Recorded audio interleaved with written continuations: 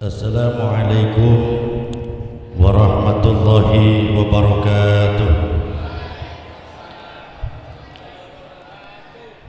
Bismillahirrahmanirrahim.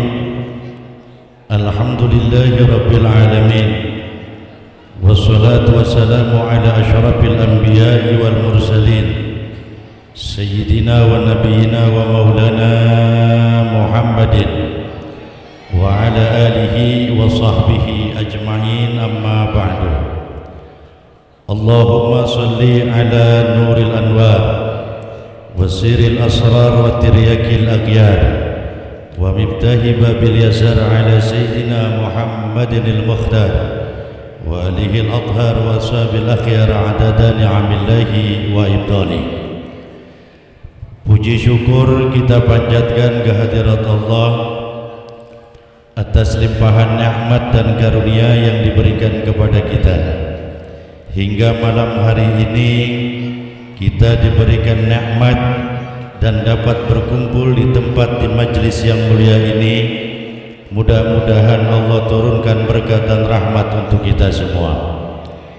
Salawat dan salam senantiasa tercurah terlimpah keharibaan junjungan Nabi besar kita Muhammad sallallahu alaihi wa alihi wa sahbihi wasallam, para alim ulama, para asatidzah, para hujjaj, para bapak jamaah sekalian, hadir di tengah-tengah kita yang baru saja meninggalkan tempat. Al-Mukarram Muhtaram Handaki Haji Mahsus dan Kenda Kiai Mubarak, kita doakan mudah-mudahan beliau sehat, afiat, panjang umur, selalu dalam lindungan dan berkahnya Allah Subhanahu wa taala. Al-Mukarram Muhtaram Ustaz Muhammad Jasir bin Ibrahim, Kanda Ustaz Kizil Arifin, dan segenap para asatidzah lainnya yang mohon maaf tidak dapat saya sebutkan, namun kesemuanya guru-guru kita selalu dalam perlindungan dan berkahnya Allah Subhanahu wa taala. Dan juga keluarga besar almarhum al-maghfurlah Anda Kiai Haji Bunyani, di antaranya Anda Ustaz Ahmad Dayar Ramadan. Mudah-mudahan beliau senantiasa dapat melanjutkan perjuangan dari orang tua beliau, dan juga ketua panitia pelaksanaan peringatan Maulid Bapak Ketua RW 04 Bapak Abdul Rashid. Mudah-mudahan beliau yang punya hajat diijabah oleh Allah Subhanahu wa taala. Ini aminnya kendor amat. Amin. Ya, pentil medek jauh. Bapak hadirin jamaah sekalian, hanya harapan dari pertemuan kita di majelis ini setetes dan satu hampasan debu dari rasa cinta kita kepada Rasulullah keluar dari tempat ini akan menempel di kalbu kita. Bicara soal kebaikan, tempat dan malam hari ini akan menjadikan satu bekas dan athar. Setelah kita keluar dari tempat ini, kita tidak ada pernah yang tahu malam hari ini siapa yang diberikan hidayah oleh Allah, siapa yang diberikan petunjuk kebaikan oleh Allah. Karena agama Rasulullah menuntun yang ahli ibadah jangan sombong dengan ibadahnya, yang tidak dan belum sempat untuk banyak beribadah hanya berharap mudah-mudahan bisa dapat melaksanakan ibadah secara istiqomah. Kita rajin ibadah, sombongnya ngelebihin, belum tentu masuk surga. Umpamanya, ini kan penyakit kalau yang di dalam hati yang gak kelihatan jamaah. Kita ini gampang memponis karena mata kita ini gampang kamuflase dan tidak objektif. Kadang-kadang melihat orang dari potongannya aja, tidak melihat jeroannya. Ketika kita bicara melihat orang, umpamanya ini orang belum doyan ke masjid, ngomong di hati, ini kalau kiamat datang kira-kira ini orang mati masuk neraka nih. Umpamanya, atau ada orang ngajinya nggak rajin, orang lagi senang bolak-balik masuk majelis taklim, dia masih bolak-balik aja bawa dagangan, ngomong kita di hati, itu dia kapan insafnya sih? Gue mengeri dia mati mendadak kan diseksa sama malaikat. Udah sombong tuh kita. Kalau sombong yang seperti ini muncul, jangan harap syafaat Rasulullah nyampe kepada kita. Coba lihat sekarang pertarungan, ini ngajak bertarung orang-orang Wahabi yang mereka mengatakan kita semua adalah mengerjakan runtunan ibadah yang tidak ada tuntunan, tidak ada tatanan, bahkan yang ekstrim itu hati-hati.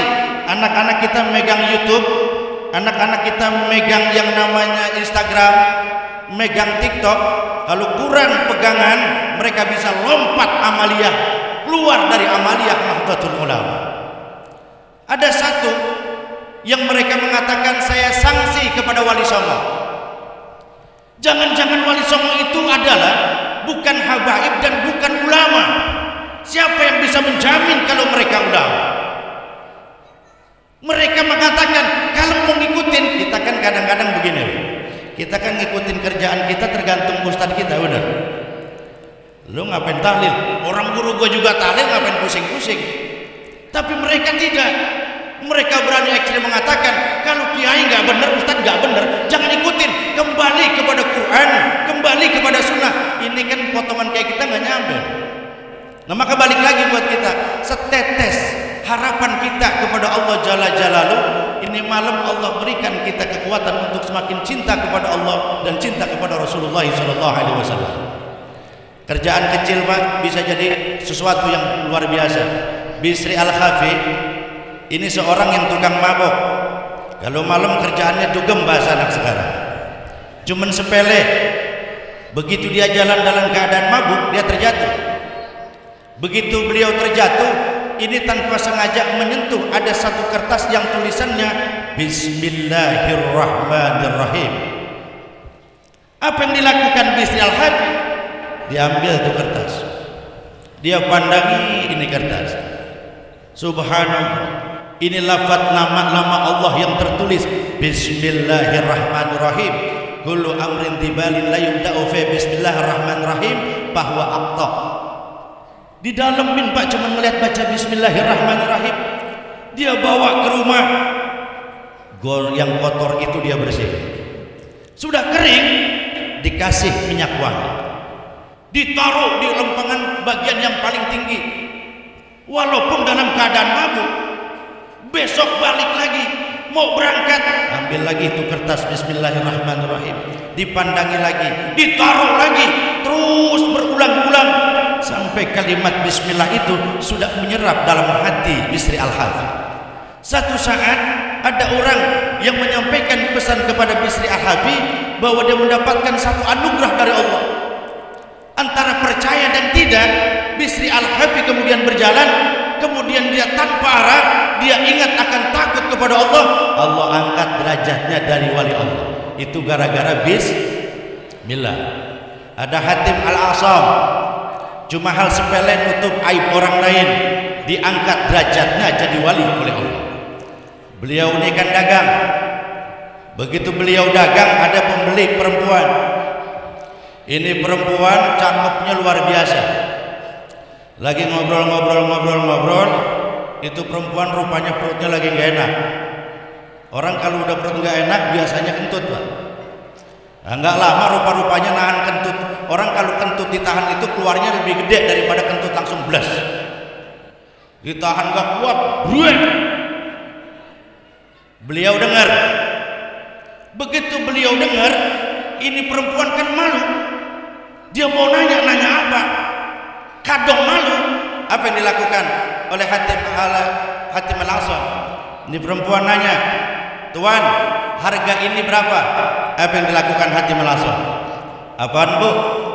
Saya nggak dengar ibu barusan ngomong apa. Ini harga berapa? Ibu ngomong, saya ke atas sedikit, atas.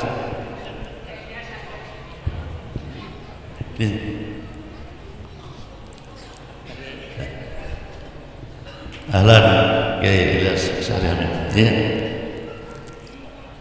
Ditanya lagi, Ini harga berapa? Kuping ini deketin. Coba ibu ngomong biar kencengan. Ibu mau beli apa? Apa kata nih perempuan? Untung nih tukang dagang kupingnya budak, gua kentut nggak dengar. Berapa tahun Hatim Al-Asam menahan supaya telinganya menjadi tuli? 15 tahun.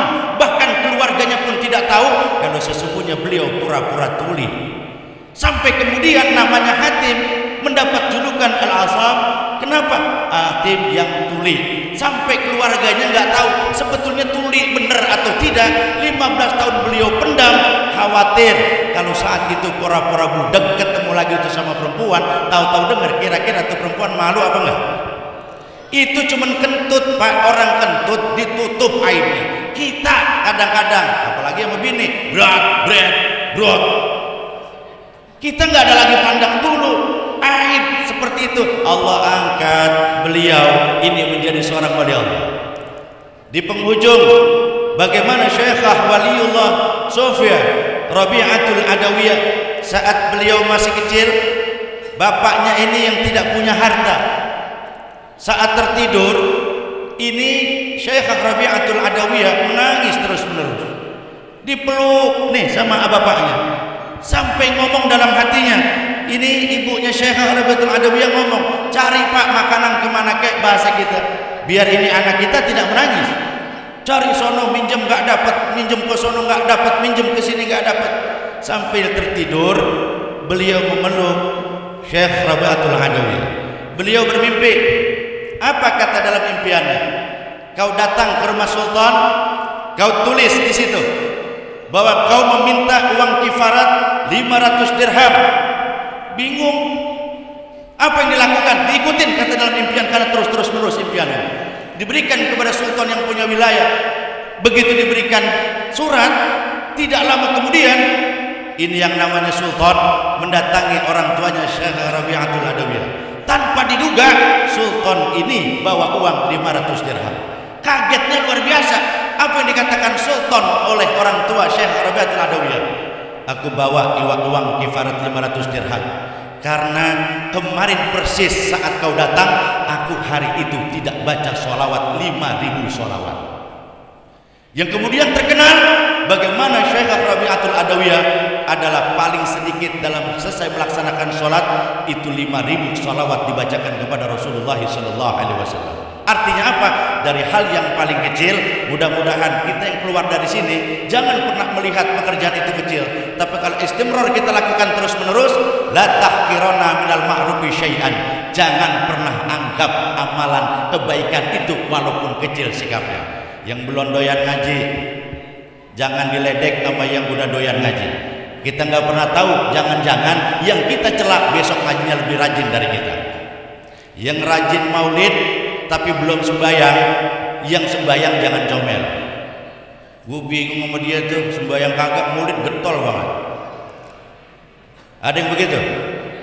Ini ada nggak yang maulid belum sembahyang isya? Kurang kompak jawabannya. Ada nggak nih yang malam hari ini pergi maulid belum sholat isya? Udah kalau gitu masjid buka aja dulu, biar isya dulu kita. Saya cuma ngingetin, mari sama-sama kebaikan yang kita lakukan bisa jadi kita menjadi orang yang pertama.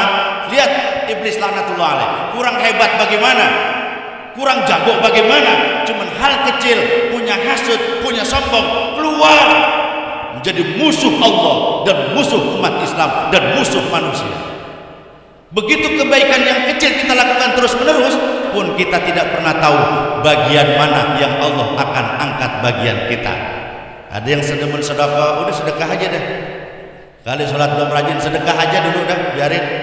Orang kadang-kadang begini Pak, orang rajin sembahyang tapi sedekah nggak rajin. Itu beda sama orang jarang sembahyang sedekahnya rajin. Sekarang saya tanya begini, mendingan berteman sama orang rajin ibadah pelit apa orang yang kagak pelit tapi nggak pernah ibadah? Lah jawablah. Ini ada aki-aki nih sama anak muda nih, di rumahnya dempet. Yang satu aki-aki punya pun rambutan, anak muda juga punya pun rambutan. Lewat dah kita depan rumah dia. Ini rambutan lagi sedang buah-buahnya nih. Begitu kita ketemu sama aki-aki, kita nanya, wah rambutan merah-merah banget kong, apa katanya aki-aki? Wah iya, gua nanamnya aja 30 tahun, belum gua nyiramin, belum gua kasih pupuk, belum gua rawatin. Kita nih ngomong dalam hati pasti ngoceh, yang bergledek aki-aki gak punya polok. Gua nanyain rambutan dibagi kayak gak nanam, gua ditanya. Udah selesai lewatin nih anak muda tetangganya.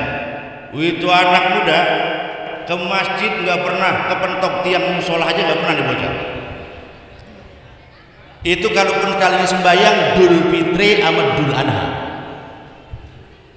Udah nih anak muda nih, udah kagak pernah, kan orang Islam kan macam-macam, ya kan?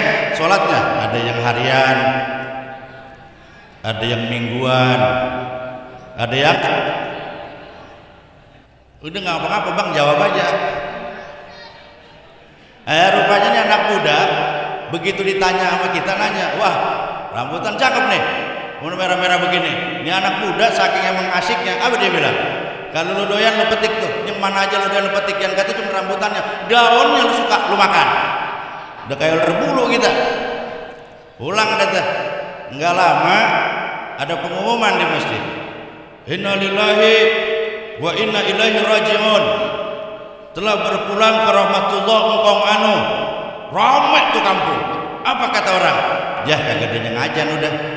Emang dia doang johor jam 12, dia jam 10 dangko bangko. Orang bari ngepel. Itu musola yang wasain tuh aki-aki, yang ajan dia, yang komat, yang amin, yang megang kotak amal.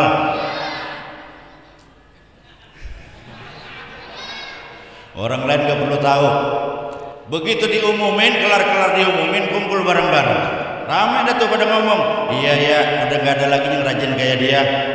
Mana dia merajin banget ke musola. Nyempil atuh nih ngomong, rajin sih iya, pelitnya kagak ketahanan gua. Enak gak begitu? Anak muda dapat sebulan mati juga, diumumin lagi si fulan meninggal dunia. Ramai lagi, kesian tuh anak gak pernah ke masjid, nggak pernah nyabak ke musola, ke majelis taklim, ya neraka dah, nyelip atuh. Lu jangan ledek dia, lu lagi punya utang kan lu minjem sama dia. Iya juga sih. Sekarang makanya saya tanya, mendingan berteman orang ibadah pelit apa orang pelit tapi nggak ibadah?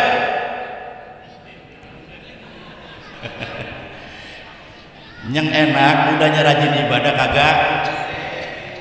Makanya kalau Indonesia ini berbolak-balik Pak, kita mah jujur aja dijawab nih, jujur, kita jujur ya. Begitu ada orang yang tangannya enteng gak pelit sama orang yang rajin ibadah tapi tangannya berat banget, mendingan berteman sama siapa kita dah? Jawab. Mendingan berteman sama yang tangannya enteng apa enggak? Sama tangannya suka bagi? Udah pasti. Maka wajar Indonesia gak pernah maju. Persoalan pejabatnya siapa, yang penting dibagi duit, nyoblos asal nyoblos tahun nanti. RW mana RW? Ada. Tenang Pak, belum waktunya ente kita omongin Pak. Kalau RW saya yakin dia ngebagi nggak? Bagi nggak Pak? Kadang-kadang serba salah Pak. Kita nggak bagi dikata caleg dua apa? Kita bagi emang ngos-ngosan. Udah kadang orang Jati Keramat mah ngeliat orangnya aja lah, belum apa-apa udah kampanye saya. Saya mah cuma nitip doang dari kemarin udah sudah bilang, mudah-mudahan niatnya lurus. Dan niat dulu yang benar Pak. Apa juga kalau niatnya salah. Jadi kalau ngerjain sesuatu niatnya benar, kerjaannya benar, caranya benar, baru jadi. Kayak Ustadz niatnya mau bener dakwah, bener banget mau dakwah. Ada anak budak nongkrong di pos lagi main gaplek, itu dia datang pakai gamis igel kayak ban Vespa, megang tasbih segede-gede apel. Begitu dia nyampe gardu dia ngomong, hei saudara masuk neraka. Kalau kalian masih bermain gaplek, maka saudara masuk neraka. Sebelum saudara masuk neraka, saya peringatkan dari sekarang. Saya mau tanya, kira-kira tuh tadi tabuk apa kagak? Jadi kudu pakai cara, saya mengingetin, mudah-mudahan niatnya benar, yang dikerjain benar, caranya benar. Jadi saya bukan kampanye, saya bukan paling tidak buat kita. Ini ke depan kita mau ngapain, mau diapain, kalau nggak ada perwakilan dari kampung kita sendiri, buat saya nggak ada keuntungan apa-apa. Orang beda pilihan, saya beda dapil. Kalau saya satu double kali tuh, wah nih saudara jiwa ini jangan-jangan segepok apa kelaras daun pisang. Ya, kita baca Fatihah, mudah-mudahan yang digagas ini tempat yang luar biasa, taman dari taman surganya Allah Subhanahu wa taala di atas alam dunia ini. Allah yarham Ayah Haji Bunyani, malam hari ini beliau tersenyum melihat putra dan keturunannya masih melanjutkan proses perjuangannya, dan anak cucu keturunannya Allah jadikan pejuang-pejuang dan mujahid fisabilillah. Dan semua yang hadir malam hari ini kita diberikan dan ditunaikan hajat-hajat kita oleh Allah Subhanahu wa taala bil qabul. Al-Fatihah. A'udzubillahi minasyaitonir rajim. Bismillahirrahmanirrahim. Alhamdulillahirabbil alamin arrahmanir rahim maliki yaumiddin. Iyyaka na'budu wa iyyaka nasta'in ihdinas siratal mustaqim siratal ladzina an'amta 'alaihim ghairil maghdubi 'alaihim waladdallin amin. Lebih kurangnya mohon maaf. Wallahul muwaffiq ila aqwamit thoriq. Wassalamualaikum warahmatullahi wabarakatuh. Waalaikumsalam warahmatullahi wabarakatuh.